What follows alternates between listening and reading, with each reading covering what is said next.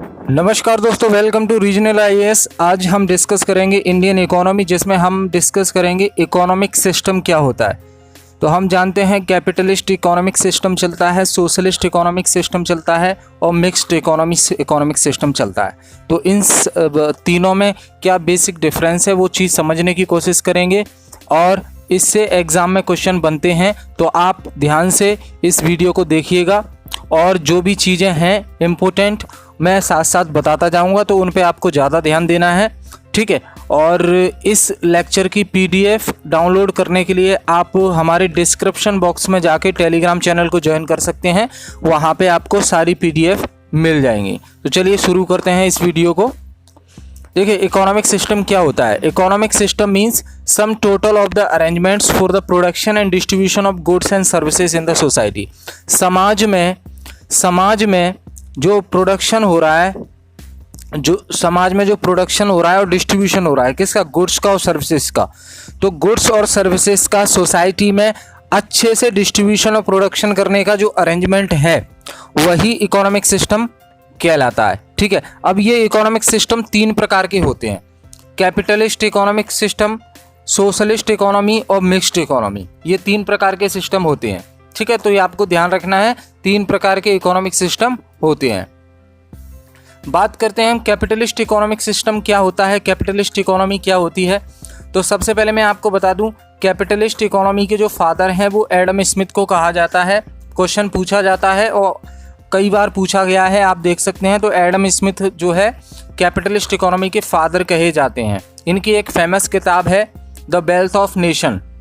किताब के ऊपर भी प्रश्न पूछा जाता है, तो इनकी एक फेमस किताब है वेल्थ ऑफ नेशन। तो क्वेश्चन पूछा जाता है वेल्थ ऑफ नेशन किसके द्वारा लिखी गई है, तो आपको जवाब देना है एडम स्मिथ। और एडम स्मिथ कौन है, कैपिटलिस्ट इकोनॉमी के फादर कहे जाते हैं, जनक कहे जाते हैं। इसमें क्या होता है, जो मोड ऑफ प्रोडक्शन होते हैं, उत्पादन के जो संसाधन होते हैं, उनमें प्राइवेट लोगों का कंट्रोल होता है। जैसे कि ये रिलायंस, टाटा, बिरला, जिंदल, ये सारे जो प्राइवेट बिजनेसमैन हैं उनका कंट्रोल होता है मोड ऑफ प्रोडक्शन पर।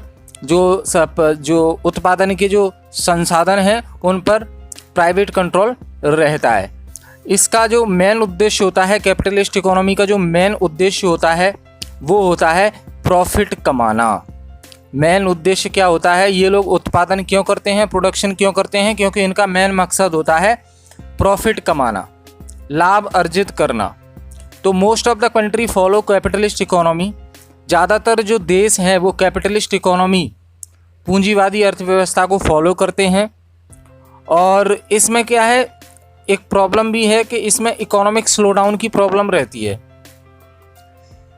मतलब आर्थिक मंदी की समस्या इसमें सबसे ज़्यादा रहती है। अगर आपसे पूछा जाता है कि आर्थिक मंदी की समस्या कैपिटलिस्ट इकोनॉमी, सोशलिस्ट इकोनॉमी और मिक्स्ड इकोनॉमी से किस में ज़्यादा रहती है, तो आपको जवाब देना है कैपिटलिस्ट इकोनॉमी में आर्थिक मंदी की समस्या ज़्यादा रहती है। और ये जो कैपिटलिस्ट इकोनॉमिक सिस्टम है ये मोस्ट नेचुरल इकोनॉमिक सिस्टम है, मतलब प्राकृतिक इकोनॉमिक सिस्टम है, क्योंकि जो जितना व्यक्ति जितना काम करेगा उतना पैसा कमाएगा, नेचुरल सी चीज़ है।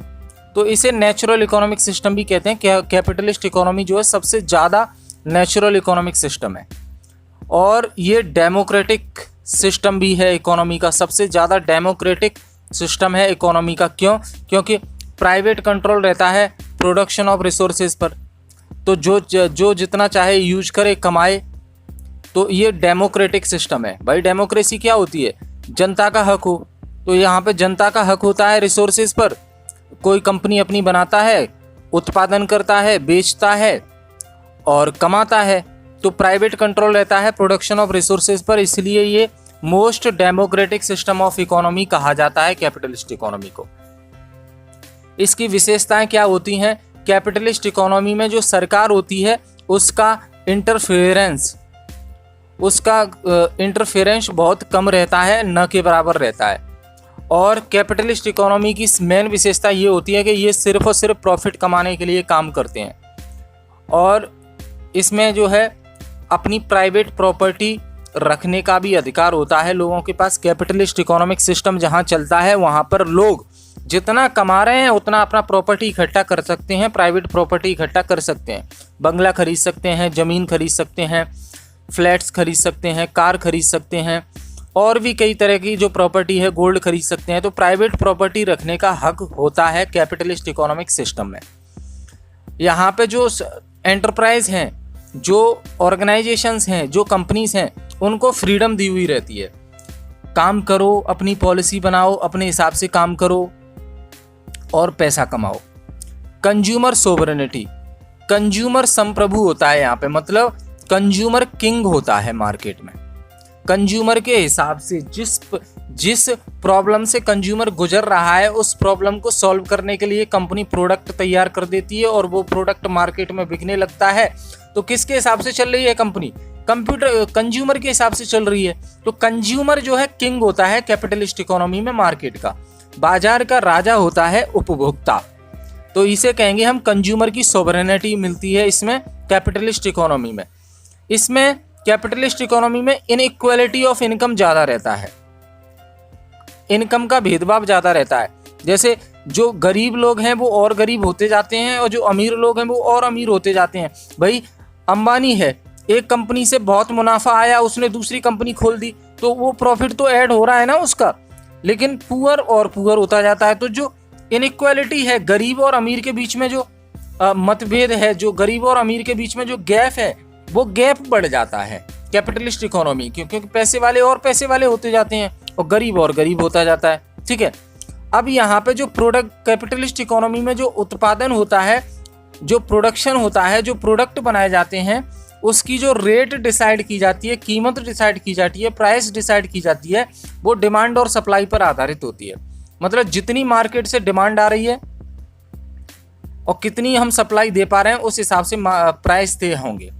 लॉ ऑफ डिमांड हम पढ़ेंगे इकोनॉमी में, उसमें ये और अच्छे से समझ में आएगा। अभी आप समझिए, जितनी ज़्यादा डिमांड होगी उतनी ही कीमत बढ़ेगी, अगर सप्लाई कम है तो और कीमत बढ़ जाएगी। ठीक है, कैपिटलिस्ट इकोनॉमी वर्ल्ड के कई कंट्रीज़ में, मोस्टली हमने डिस्कस किया कि मोस्टली जो कंट्रीज़ हैं वर्ल्ड में कैपिटलिस्ट इकोनॉमी को फॉलो कर रही हैं।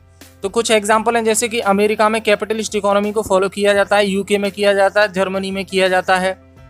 तो ये सारे एग्जाम्पल आपको याद रखने हैं, बेसिक कॉन्सेप्ट आपको याद रखना है।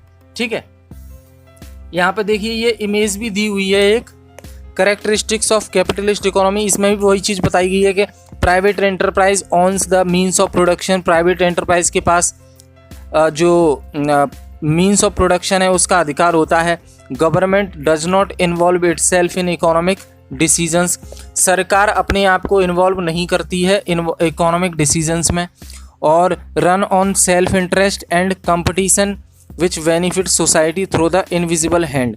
और बेस्ड ऑन मार्केट मैकेनिज्म, ये मार्केट मैकेनिज्म पर आधारित होता है, सप्लाई डिमांड की पॉलिसी पर, और price which allocate resources. Capitalist economy की अगर मेरिट्स, विशेषताएं की बात करें, हम लाभ की बात करें, तो ये देखिए इसमें हाई इनोवेशन होता है। भाई कैपिटलिस्ट इकोनॉमी में क्या होता है? प्राइवेट कंट्रोल होता है, प्राइवेट कंपनी काम करती हैं, उत्पादन करती हैं, प्रोडक्शन करती हैं और मार्केट में प्रोडक्ट को बेचती हैं। तो वो दूसरे देशों से नई नई टेक्नोलॉजी लाती हैं, उन टेक्नोलॉजी का इस्तेमाल करती हैं प्रोडक्शन करने के लिए। तो इससे क्या होगा? इनोवेशन आता है प्रोडक्ट में, हाई इनोवेशन आता है और लोग ज़्यादा कमाएंगे। प्राइवेट कंपनी में लोग जॉब करते हैं, वहाँ पे उन्हें एक्स्ट्रा काम करने के लिए इंसेंटिव भी दिया जाता है। तो उनकी जो स्टैंडर्ड ऑफ लाइफ है, रहन सहन का तरीका है, वो बहुत हाई होता है। तो कैपिटलिस्ट इकोनॉमी में स्टैंडर्ड ऑफ लाइफ हाई होता है, इनोवेशन हाई होता है और ग्रोथ एंड डेवलपमेंट भी होती है। भाई एक प्राइवेट कंपनी है, ओपन हुई तो वो कई लोगों को रोज़गार देगी और कई लोगों को रोज़गार देगी तो उनकी जेब में पैसा आएगा, तो वो ज़्यादा से ज़्यादा खरीदारी कर सकेंगे। तो इससे जीडीपी भी बढ़ेगी देश की, है ना। और कंपनी ज़्यादा कमाएगी, कंपनी ज़्यादा प्रॉफिट करेगी तो देश की जीडीपी बढ़ेगी, तो ग्रोथ एंड डेवलपमेंट होगा। तो हाई ग्रोथ एंड डेवलपमेंट होता है कैपिटलिस्ट इकोनॉमी में। डिमेरिट्स की बात करें, हानि क्या है? तो इसमें wealth centralised in few hands. इसमें जो धन है, जो पैसा है, वो कुछ ही हाथों में सिमट कर रह जाता है। भाई आप देख रहे हैं ना, जो प्राइवेट कंपनीज के मालिक हैं उनके हाथों में जितना पैसा है उतना बचे हुए और लोगों के हाथों में नहीं है ना। तो कुछ ही हाथों में जो धन है, जो पैसा है, वो इकट्ठा सिमट कर रह जाता है, सब लोगों को बराबर पैसा नहीं मिल पाता है। नेग्लिजेंस ऑफ सोशल वेलफेयर, इसमें सोशल वेलफेयर को कम महत्व दिया जाता है, क्योंकि सोशल वेलफेयर के लिए तो सरकार काम करती है। और कैपिटलिस्ट के इकोनॉमी में हमने डिस्कस किया कि यहाँ पे जो प्राइवेट पर्सन होते हैं वो सिर्फ पैसा कमाने के लिए आते हैं, उत्पादन करने के लिए, यही उनका मेन मोटो होता है। तो सोशल वेलफेयर तो पीछे रह गया, समाज सेवा तो पीछे रह गई लोगों की। और अगला पॉइंट है फॉर्मेशन ऑफ मोनोपोली, एकाधिकार हो जाता है इसमें। प्राइवेट कंपनी है, वो उत्पादन कर रही हैं, क्वालिटी दे रही हैं, तो उनकी एक मोनोपोली क्रिएट हो जाएगी मार्केट में। तो वो जितनी ज़्यादा डिमांड आएगी वो समझ जाएंगी। जैसे कि जियो की बात करें, शुरू में बेसिक लेवल पर फ्री में सर्विसेज दी थी इन्होंने, अब देखिए इनके चार्जेस क्या हैं, क्योंकि उन्हें पता है ना लोग आदी हो चुके हैं, तो मोनोपोली क्रिएट हो गई। इसकी मोनोपोली को तोड़ने के लिए कई और कंपनियां जो है जॉइंट वेंचर में आई, जैसे कि आइडिया ने जो है वोडाफोन से मर्ज कर लिया, जिससे इसको टक्कर दे पाए। तो यहाँ पे ध्यान रखना है, कैपिटलिस्ट इकोनॉमी में मोनोपोली क्रिएट हो जाती है किसी भी एक कंपनी की।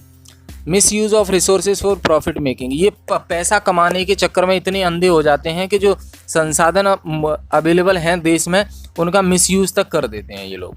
ठीक है, अगला जो टाइप्स है वो है सोशलिस्ट इकोनॉमी, सामाजिक अर्थव्यवस्था। तो socialist economy is run by government with motive of social welfare. जो सोशलिस्ट इकोनॉमी है वो सरकार के द्वारा चलाई जाती है और जिसका मेन मकसद होता है समाज सेवा, सामाजिक कल्याण, सोशल वेलफेयर। कार्ल मार्क्स आपको याद रखना है, कार्ल मार्क्स जो है सोशलिस्ट इकोनॉमी के फादर और जनक कहे जाते हैं। प्रश्न यहाँ से पूछा जाता है, आपको याद रखना है। इनकी एक फेमस किताब है, उसके ऊपर भी प्रश्न पूछा जाता है, जिसका नाम है दास कैपिटल। ठीक है, यहाँ पे सोशलिस्ट इकोनॉमी में जो उत्पादन के साधन है और उत्पादन पर गवर्नमेंट का कंट्रोल रहता है, सरकार का कंट्रोल रहता है। ठीक है, और जो प्रोडक्शन का जो मेन एम है वो है सोशल वेलफेयर। यहाँ पे जो इनइक्वालिटी है वो कम रहती है, जो अमीर और गरीब के बीच में जो गैप है वो कम रहता है। और prosperity in public life, public life में प्रॉस्पेरिटी आती है भाई, सरकार के द्वारा गरीब लोगों को भी सारी चीज़ें मुहैया कराई जा रही हैं कम दामों पर, तो उनकी लाइफ में प्रॉस्पेरिटी आएगी। ठीक है, और सोशलिस्ट इकोनॉमी को कंफ्यूज नहीं होना है आपको, सोशलिस्ट इकोनॉमी को ही कमांड इकोनॉमी या सेंट्रली प्लान्ड इकोनॉमी या कंट्रोल्ड इकोनॉमी कहते हैं। तो सोशलिस्ट इकोनॉमी के सिनोनिम्स पर्यायवाची क्या है? Command economy, centrally planned economy और कंट्रोल्ड इकोनॉमी। क्यों कंट्रोल्ड इकोनॉमी क्यों कहते हैं? क्योंकि ये सरकार के द्वारा कंट्रोल की जाती है। ठीक है, यहाँ पे कलेक्टिव ऑनरशिप रहती है क्योंकि सरकार के हाथ में सारी चीज़ें रहती हैं, और इनकम का डिस्ट्रीब्यूशन बराबर होता है यहाँ पे, और प्राइवेट सेक्टर के लिए यहाँ पे फ्रीडम ऑफ चॉइस नहीं है। मतलब प्राइवेट सेक्टर, सोशलिस्ट इकोनॉमी में प्राइवेट सेक्टर को फ्रीडम ऑफ चॉइस नहीं दी गई है, वो अपने हिसाब से मनमानी नहीं कर सकते। और यहाँ पे जो प्रोडक्ट की जो रेट है, प्रोडक्ट की जो कीमत है, प्राइस है, वो गवर्नमेंट के द्वारा फिक्स की जाती है, डिमांड और सप्लाई पर आधारित नहीं होती है। डिमांड और सप्लाई पर आधारित किस में होती है? कैपिटलिस्ट इकोनॉमी में होती है। लेकिन सोशलिस्ट इकोनॉमी की अगर हम बात करते हैं तो यहाँ पे जो प्राइस फिक्स किए जाते हैं प्रोडक्ट के, वो सरकार के द्वारा किए जाते हैं। क्यों? क्योंकि सोशलिस्ट इकोनॉमी में सरकार का सबसे ज़्यादा कंट्रोल होता है। सोशलिस्ट इकोनॉमी की जो विशेषताएं हैं वो क्या है? यहाँ पे इक्वल डिस्ट्रीब्यूशन ऑफ इनकम होता है, इनकम बराबर बटी होती है। यहाँ पे मोर एम्प्लॉयमेंट अपॉर्चुनिटीज़ रहती हैं, सरकारी कंपनियों में, गवर्नमेंट सेक्टर में ज़्यादा से ज़्यादा अपॉर्चुनिटीज़ होती हैं। और ये सोशल जस्टिस भी होता है, सामाजिक न्याय को ये महत्व देते हैं। और यहाँ पे सरकार जानती है कि हमारे पास कितने रिसोर्सेज हैं, तो उन रिसोर्सेज का इस्तेमाल, कम से कम रिसोर्सेज का इस्तेमाल करके ज़्यादा से ज़्यादा प्रोडक्शन कैसे किया जाए, तो यहाँ पे सरकार ध्यान रखती है, क्योंकि रिसोर्सेज ख़त्म ना हो जाएं आगे चलकर। आगे की पीढ़ी के लिए भी तो रिसोर्सेज छोड़ने हैं, ऐसा तो नहीं है कि सारे रिसोर्सेज हम ही इस्तेमाल कर लें। तो यहाँ पे रिसोर्सेज का इस्तेमाल अच्छे से होता है और सरकार देखभाल करके रिसोर्सेज का इस्तेमाल करती है, जिससे मिसयूज ना हो सके, जिस जैसे कैपिटलिस्ट इकोनॉमी में होता है। Prevention of consumer labour exploitation, यहाँ पे सोशलिस्ट इकोनॉमी में ध्यान दिया जाता है कि जो उपभोक्ता है और जो वर्कर हैं, लेबर है, उनके अधिकारों का हनन ना हो, उनका एक्सप्लॉयटेशन ना हो। सोशलिस्ट इकोनॉमी की जो डीमेरिट्स हैं वो क्या है? देखिए, सोशलिस्ट इकोनॉमी हम जानते हैं सरकार सब कुछ करती है, और सरकार किससे मिलकर बनी होती है? Bureaucracy, IAS IPS। तो फिर ये ब्यूरोक्रेसी की वजह से करप्शन बढ़ जाता है। यहाँ पे ये लोग करप्शन करने लगते हैं क्योंकि पता है इनकी ही चल रही है हर जगह। Restrictions on freedom, private businessman की जो स्वतंत्रता है उस पर रेस्ट्रिक्शन लगा देते हैं, फ्रीडम पर रेस्ट्रिक्शन लगा देते हैं। सोशलिस्ट इकोनॉमी में वो मनमानी ढंग से अपन काम नहीं कर सकता है, मनमानी ढंग से रेट नहीं डिसाइड कर सकता है। यहाँ पे सोशलिस्ट इकोनॉमी में जो है, जो कर्मचारी काम कर रहा है वो अगर एक्स्ट्रा काम करता है या अच्छा काम करता है तो उसके लिए उसे कोई इंसेंटिव नहीं दिया जाता है, सिर्फ सैलरी दी जाती है। तो ये एक कमी है इसमें, क्योंकि अगर एम्प्लॉय को एक्स्ट्रा काम करने के लिए या अच्छा काम करने के लिए इंसेंटिव नहीं दिया जाएगा तो वो आगे चलकर और अच्छा काम नहीं करेगा, और अच्छा काम नहीं करेगा तो जो है ग्रोथ नहीं होगी। तो यहाँ पर रेस्ट्रिक्ट्स कंज्यूमर सोवरेनिटी, कंज्यूमर की सोवरेनिटी को रेस्ट्रिक्ट कर दिया जाता है, रोक दिया जाता है। यहाँ पे कंज्यूमर किंग नहीं होता है, यहाँ पे सरकार डिसाइड करती है किसको क्या चाहिए, ठीक है। स्टेट या गवर्नमेंट की मोनोपोली क्रिएट हो जाती है यहाँ पे। जिस तरह से कैपिटलिस्ट इकोनॉमी में प्राइवेट पर्सन की मोनोपोली क्रिएट हो जाती है, उस तरह से सोशलिस्ट इकोनॉमी में सरकार के अधीन सारी चीज़ें रहती हैं, तो सरकार की भी मोनोपोली यहाँ पे क्रिएट हो जाती है। सरकार भी चाहे तो मनमानी कर सकती है अपने हिसाब से। अगला जो टॉपिक है वो है मिक्स्ड इकोनॉमी का। देखिए, it is a system which include the feature of both capitalist and socialist economy. Mix economy एक ऐसा सिस्टम है जिसमें आपको कैपिटलिस्ट इकोनॉमी की भी झलक देखने को मिलेगी और सोशलिस्ट इकोनॉमी की भी झलक देखने को मिलेगी। मिक्स इकोनॉमी कैसे आया? तो कैपिटलिस्ट इकोनॉमी में कुछ सुधार करके, कैपिटलिस्ट इकोनॉमी में कुछ सुधार किए गए, तब मिक्स इकोनॉमी सिस्टम बना। और यहाँ पे जो है पब्लिक और प्राइवेट कंट्रोल होता है मोड ऑफ प्रोडक्शन पे। मोड ऑफ प्रोडक्शन पे यहाँ पे पब्लिक का भी कंट्रोल होता है, मतलब सरकारी कंट्रोल भी होता है और प्राइवेट कंट्रोल भी होता है, क्योंकि दोनों मिलके काम करते हैं। यहाँ पे इंडिया में मिक्स इकोनॉमी सिस्टम चल रहा है जहाँ पे प्राइवेट कंपनी भी, प्राइवेट बिजनेसमैन भी काम कर रहे हैं, प्रोडक्शन कर रहे हैं, उत्पादन कर रहे हैं, प्रोडक्ट बना रहे हैं, और सरकार भी काम कर रही है। गेल वगैरह, इंडियन ऑयल वगैरह, ये सारी चीज़ें कंपनी चल रही हैं सरकार की, और वहीं रिलायंस अडानी की कंपनी चल रही है, तो मिलके काम कर रहे हैं लोग। तो यहाँ पे जो मीन्स ऑफ प्रोडक्शन है, प्रोडक्शन पे दोनों का कंट्रोल होता है, पब्लिक और प्राइवेट। इसका मेन मकसद क्या होता है मिक्स इकोनॉमी का? इसका मेन मकसद होता है पब्लिक वेलफेयर, लोगों का कल्याण हो, और एक लिमिटेड प्रॉफिट कमाया जा सके। ये नहीं कि मनमानी ढंग से प्रॉफिट कमाया जा सके। तो कंट्रोल्ड प्रोफाइल नहीं है ये, प्रोफाइल की जगह आप कर लीजिए, यहाँ पे प्रॉफिट होगा, प्रोफाइल की जगह प्रॉफिट। तो मेन एम क्या होगा इसका? पब्लिक वेलफेयर और कंट्रोल्ड प्रॉफिट, एक नियंत्रित लाभ कमाया जा सके। ये नहीं कि अनलिमिटेड प्रॉफिट आप कमा सकें, तो ऐसा नहीं है। क्योंकि मिक्स इकोनॉमी में भले ही दोनों लोग काम कर रहे हैं, सरकार और प्राइवेट पर्सन मिलकर, लेकिन प्राइवेट पर्सन मनमानी नहीं कर सकते हैं। सरकार रूल्स रेगुलेशन का काम करती है, नाइट वॉचमैन का काम करती है, ठीक है। Government and private company work together. तो जैसा हमने डिस्कस किया, मिक्स इकोनॉमी में गवर्नमेंट कंपनी और प्राइवेट कंपनी मिलके काम करती हैं, मतलब जॉइंट वेंचर में काम करती हैं। और जो आपने सुना होगा public private partnership, PPP model, ये मिक्स इकोनॉमी में एप्लीकेबल है, मिक्स इकोनॉमी में काम करते हैं। जैसे आपने देखा होगा टोल प्लाजा बनते हैं, टोल टैक्स बनते हैं, तो सरकार क्या करती है, प्राइवेट पर्सन को कॉन्ट्रैक्ट दे देती है कि आप टोल प्लाजा बना लो और जितना पैसा आपका लगे उतना वसूल कर लो आप 10 साल में, और उसके बाद हमें हैंड ओवर कर दो। तो ये PPP मॉडल होता है, ठीक है। एग्जिस्टेंस ऑफ इकोनॉमिक प्लानिंग, यहाँ पे इकोनॉमिक प्लानिंग एग्जिस्ट करती है, दोनों मिलके काम करते हैं, इकोनॉमी के लिए प्लानिंग करते हैं कि कैसे ग्रोथ लाई जाए, कैसे डेवलपमेंट हो। प्राइस यहाँ पे किसके द्वारा डिसाइड की जाती है? प्राइस यहाँ डिसाइड की जाती है सरकार के द्वारा और मार्केट फोर्सेस के द्वारा, जो मार्केट को प्रभावित करते हैं उनके द्वारा जो है डिसाइड की जाती है। इंडिया में मिक्स इकोनॉमी सिस्टम चलाया जाता है। अब इसके लाभ क्या है मिक्स इकोनॉमी के? यहाँ पे देखिए, मिक्स इकोनॉमी में जो मेरिट्स इंक्लूड हैं वो कैपिटलिस्ट इकोनॉमी, सोशलिस्ट इकोनॉमी दोनों के हैं। यहाँ पे जल्दी ग्रोथ होती है और rapid and balanced economic growth. यहाँ पे जो अर्थव्यवस्था में ग्रोथ होती है वो जल्दी जल्दी होती है और बैलेंस्ड वे में होती है। यहाँ पे इनइक्वालिटी ऑफ वेल्थ में को रिड्यूस कर दिया जाता है, और जो इकोनॉमिक फ्लक्चुएशंस होते हैं, कभी जो ग्रोथ है वो कम हो रही है, फिर अचानक ज़्यादा हो जाती है, तो वैसा इसमें नहीं होता है। इसमें इकोनॉमिक फ्लक्चुएशंस नहीं होते हैं ज़्यादा, धीरे धीरे सारे काम होते हैं क्योंकि दोनों मिलके काम कर रहे होते हैं। डीमेरिट्स क्या होते हैं? इसको ऑपरेट करना मुश्किल है क्योंकि दोनों लोग काम कर रहे हैं।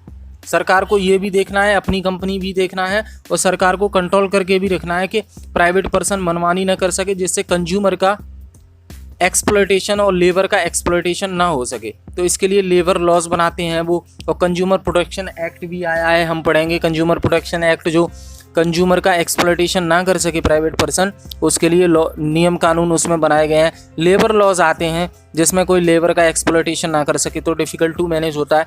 और सरकार और प्राइवेट पर्सन दोनों मिलके काम करते हैं, तो ब्यूरोक्रेसी भी इसमें बीच में आ जाती है, वो भी करप्शन कर बैठती है, ठीक है। और प्राइवेट जो discourage production in private sector, कभी कभी सरकार दबाव डाल देती है कि आपको नहीं, ये सब्सिडी पर या कम रेट में ही देना पड़ेगा लोगों को, तो प्राइवेट पर्सन जो है, प्राइवेट सेक्टर जो है, थोड़ा सा डिस्करेज हो जाता है प्रोडक्शन के मामले में कि सरकार मनमानी करवा रही है। पर सरकार की जिम्मेदारी है कि लोगों को कम से कम रेट में सामान मुहैया करा सके, नहीं तो चुनाव नहीं जीत पाएगी, कुर्सी चली जाएगी सरकार की, समझ रहे हैं ना। तो अगला पॉइंट है excessive control and heavy taxes are likely to be prevail. सरकार के द्वारा यहाँ पे प्राइवेट पर्सन को कंट्रोल किया जाता है, अलग अलग नियम कानून बना के, अलग अलग एक्ट बना के, और टैक्स इम्पोज किए जाते हैं प्राइवेट पर्सन पर, प्राइवेट बिजनेसमैन पर, जैसे कि आपका जो अलग अलग प्रोडक्ट पर जो है प्राइवेट पर्सन पर इनकम जितनी वो कमाते हैं उस हिसाब से टैक्स प्रिवेल किए जाते हैं, टैक्स लेवी किए जाते हैं। तो ये भी इसमें डीमेरिट है। अब हम एमसीक्यू प्रैक्टिस कर लेते हैं जो हमने डिस्कस किया है। तो विच of the following statement is incorrect in case of capitalist economy. Capitalist economy के संदर्भ में निम्न में से कौन सा ऑप्शन सही नहीं है? तो ए ऑप्शन है there is inequality of income in the economy. Capitalist economy में जो है इनकम की इनइक्वालिटी होती है, और profit making gets precedence over social motive, freedom of enterprise about what to produce, right to own properties. तो इसमें कौन सा स्टेटमेंट सही नहीं है वो आपको बताना है। क्या करना है? जो स्टेटमेंट सही नहीं है वो आपको बताना है।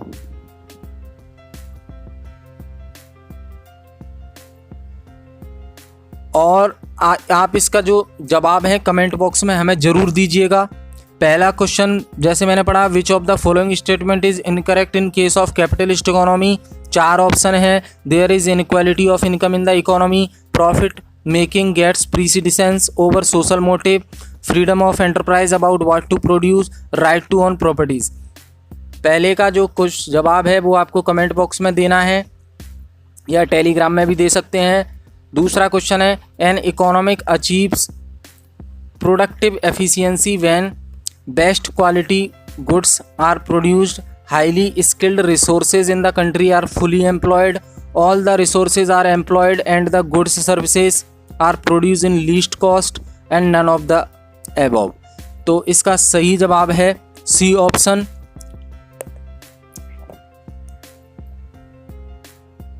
अगला क्वेश्चन है, a free market economy solves it's central problems through.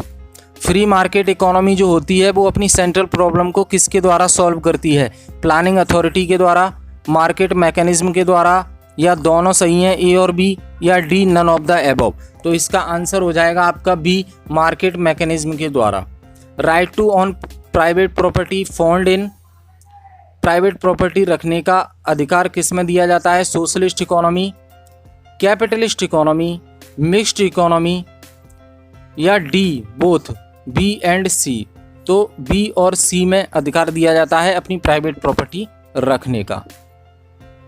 अब एक ट्रेडिशनल इकोनॉमिक सिस्टम टर्मिनोलॉजी होती है, वो क्या होता है कि देखिए ट्रेडिशनल इकोनॉमिक सिस्टम में क्या होता है, ये based on small communities, families and tribes, इस पर आधारित होती है। और इनका जो मेन काम होता है वो होता है हंटर एंड गैदर सोसाइटी। शिकार करते हैं और अपना खाना इकट्ठा करते हैं। और relies on barter system. Barter system क्या होता है, जैसे कि पैसे नहीं चलते थे एक टाइम पर, तो क्या होता था, एक व्यक्ति के पास गेहूँ बहुत हो जाते हैं और दूसरे व्यक्ति के पास चावल बहुत हो जाते हैं। तो गेहूँ वाला व्यक्ति को अगर चावल चाहिए तो वो गेहूँ वाला व्यक्ति थोड़े से गेहूँ लेके चावल वाले व्यक्ति के पास चला जाएगा और कहेगा कि आप हमसे गेहूँ ले लो, बदले में हमें चावल दे दो। तो ये बार्टर सिस्टम कहलाता है। ठीक है। Produce what is needed little best. और वही ये उत्पादन करते हैं जितना इनको ज़रूरत है, जिस चीज़ की ज़रूरत है। ये ट्रेडिशनल इकोनॉमिक सिस्टम होता है। जब मुद्रा नहीं चलती थी, पैसा नहीं चलता था, उस समय बार्टर सिस्टम का इस्तेमाल किया जाता था। और ये जो उस समय जो सिस्टम इस्तेमाल होता था वो ट्रेडिशनल इकोनॉमिक सिस्टम इस्तेमाल होता था। तो ये हमने डिस्कस किया इकोनॉमिक सिस्टम के बारे में, जिसमें हमने कैपिटलिस्ट इकोनॉमी को समझा, सोशलिस्ट इकोनॉमी को समझा और मिक्स इकोनॉमी को समझा। आई होप ये सारी चीज़ें क्लियर हो गई होंगी आपको। इसका मैं फिर बता देता हूँ आपको, इस वीडियो का PDF लेने के लिए आप हमारे डिस्क्रिप्शन बॉक्स में टेलीग्राम लिंक दी हुई है, उस पर ज्वाइन कर सकते हैं। वहाँ पे PDF आपको मिल जाएगी। इसके साथ साथ प्रीवियस PDF भी मिल जाएंगी आपको, और काफ़ी सारी बुक्स की PDF भी वहाँ पे मुहैया करा दी जाती हैं, जिससे आपकी हेल्प हो सके। ठीक है, तो इस वीडियो को मैं यहीं समाप्त करता हूँ। Thank you very much.